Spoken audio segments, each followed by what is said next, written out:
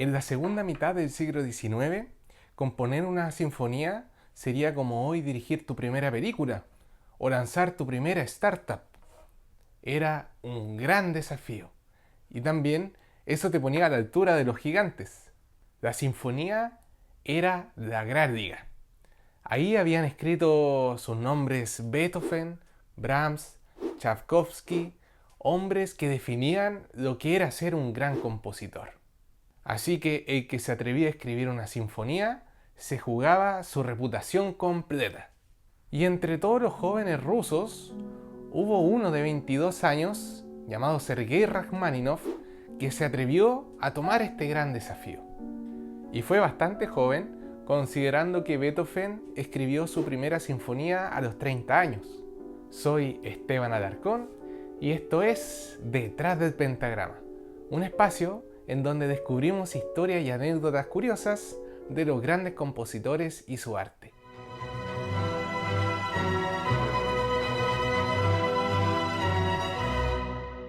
Mientras Sergei soñaba con su primera sinfonía, también tenía que comer y por lo tanto trabajar. Y como nos pasa a muchos en algún periodo de nuestra vida, donde tenemos que aceptar un trabajo solamente por necesidad y no por gusto, a Sergei le pasó exactamente lo mismo. Y en su caso era dar clases de piano. Y el problema es que a Rachmaninoff no es que simplemente no le gustara dar clases, lo odiaba, lo detestaba. Cobraba bien, sí, porque la mayoría eran clases para familias ricas, con plata. Incluso lo invitaban a sus casas de campo a pasar alguna temporada, lo trataban como alguien de la familia. Pero una vez que Sergei se sentaba a dar clases de piano, se transformaba en ese típico profe que se ve aburrido, con cero ganas de estar ahí. Decían que llegaba tarde, que a veces quería cancelar, y cuando se sentaba tenía esa cara de ¿cuándo va a terminar esto? Y no era flojera, era simplemente que no soportaba escuchar a un alumno repetir los mismos errores en el piano. Sus amigos le decían: Sergei, paciencia, no puedes tratar así a tus alumnos, son tu fuente de ingreso. Y él contestaba que simplemente era aburrida estar escuchando ahí un alumno practicar, era insoportable para él.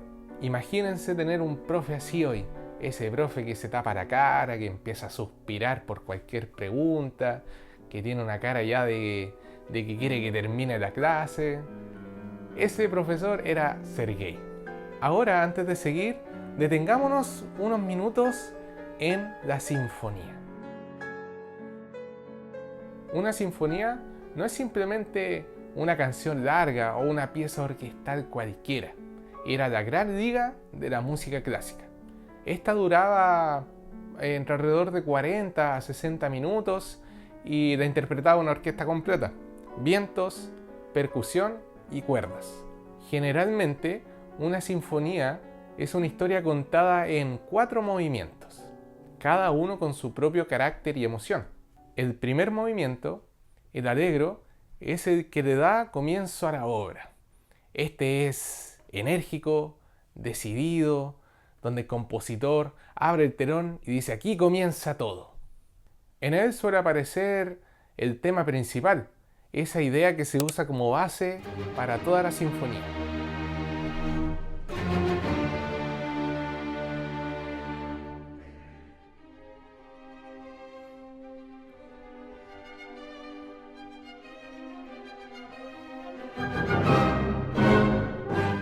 Luego viene el segundo movimiento, el andante, donde la música se calma y respira.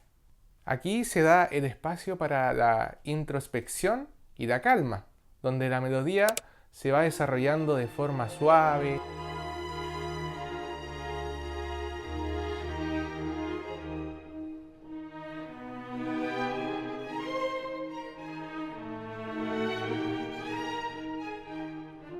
El tercer movimiento, el scherzo, es donde se le da energía. Aquí aparece la danza, aquí aparece el juego.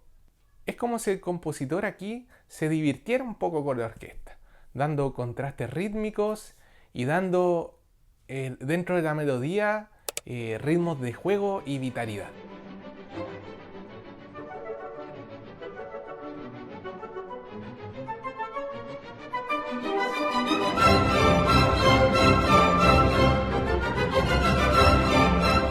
finalmente llega el finale, el gran cierre.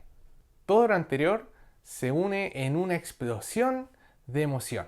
Es el desenlace de la historia, donde la orquesta alcanza su máximo brillo y el compositor deja su huella.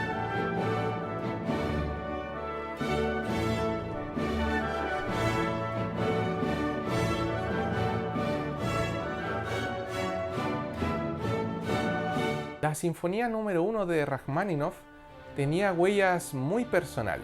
En la partitura original se observan dos marcas importantes. Primero es la dedicatoria a Aede, que corresponde al nombre de Ana Ledyienskia.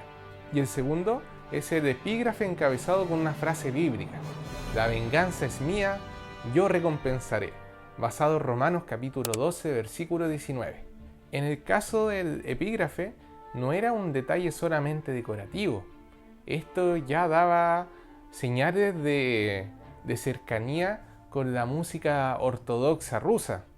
Acordes densos, oscuros, corales. Desde el inicio quería darle un aire religioso a la sinfonía.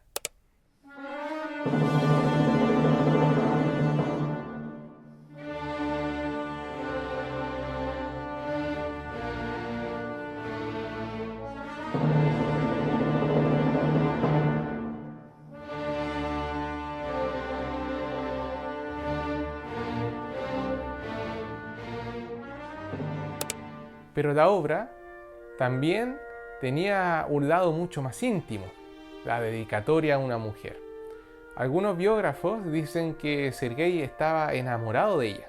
Y en el tercer movimiento aparece una melodía suave, lírica, un respiro de toda la intensidad anterior.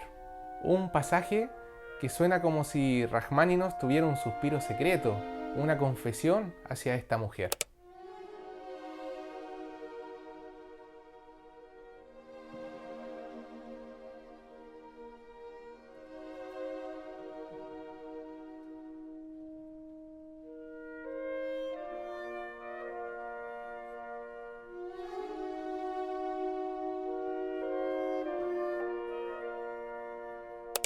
Con estos dos gestos, el epígrafe bíblico y la dedicatoria a una mujer, se muestra que la sinfonía intentaba mezclar entre lo trascendente y lo humano. Llegó la gran noche, el 15 de marzo de 1897 en San Petersburgo. ¿Quién iba a dirigir?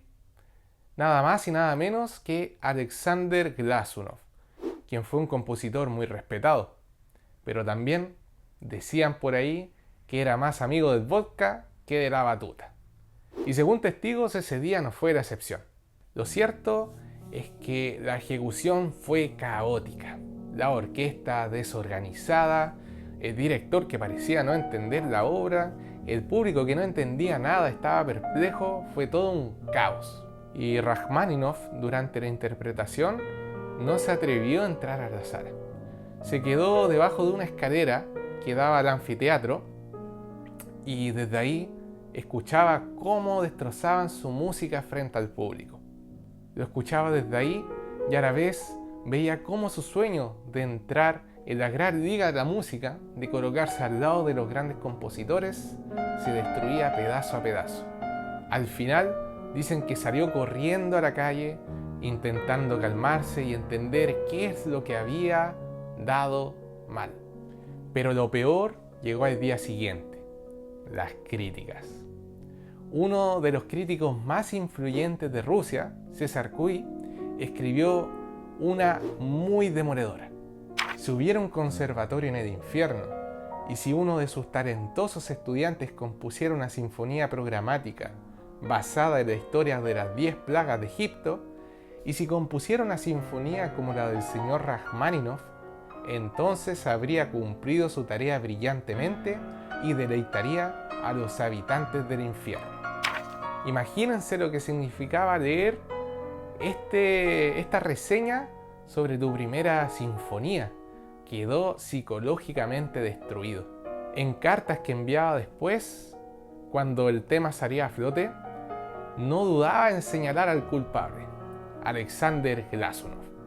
Sergei quedó picadísimo con él. Tenía apenas 24 años y ya sentía que su carrera musical había terminado. Durante 3 años no pudo escribir nada importante. Estaba creativamente bloqueado. Ese silencio creativo fue tan fuerte que muchos pensaron que no volvería a componer. Pero años más tarde, de esa misma oscuridad, sale una de sus composiciones más brillantes, el Concierto de Piano número 2, que no solamente lo rescató como compositor, sino que lo transformó en una leyenda. ¿Cómo logró sanar esa herida personal y profesional?